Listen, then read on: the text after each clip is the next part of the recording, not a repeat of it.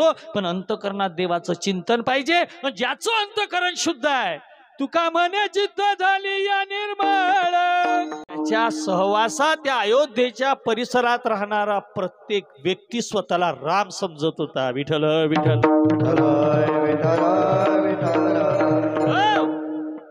कारण राम का नाम लेने से इंसान राम रूप बन जाता है, उसमें का रावण मर जाता है। बोले हमने हजारों कथा सुनी तो भी हमारे अंदर रावण का भाव नहीं गया। हम कहते हैं कि भैया आपने राम कथा नहीं सुनी, रावण कथा सुनी। विठल विठल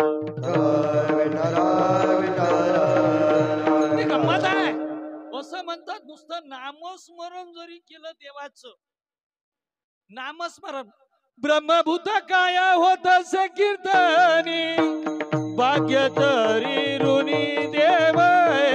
शिवपूजन करण्याकरता त्या वेळेला तो पळत आलायला पाहिलं, त्याने प्रणाम केला महाराजांना। महाराज दशरथांनी विचारला, आप कैसे आए हो, आप अकेले आए हो? बोले नहीं, मेरे साथ में महाराज जनक जी भी आए। बोले कहाँ है जनक जी? बोले अयोध्या के बाहर है। बोले अंदर क्यों नहीं आए? बोले वो नहीं आ सकते क्योंकि उनकी हाथ से गोहत्या का पातक हुआ, गायीला धक्का लागल्यामुळे ती गाय मृत झाली, म्हणून ती मृत गाय त्यांच्या हाताने झाल्यामुळे ते महापातक मानतात, म्हणून ते म्हणतात की मी पवित्र अयोध्येमध्ये प्रवेश करू शकत नाही। काय प्रभाव होता त्या रामाचा। आताचे रामाचं नाव घेणारे सुद्धा मला असं वाटतं की ते रावणापेक्षा क्रूर आहे, कारण राम त्यांना कळतच नाही। विठ्ठल विठ्ठल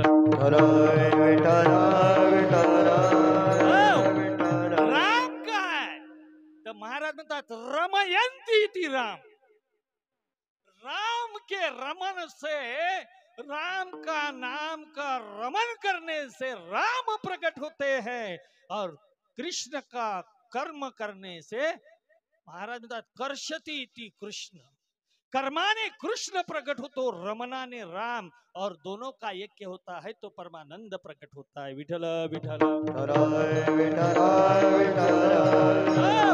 काय राम काय आहे?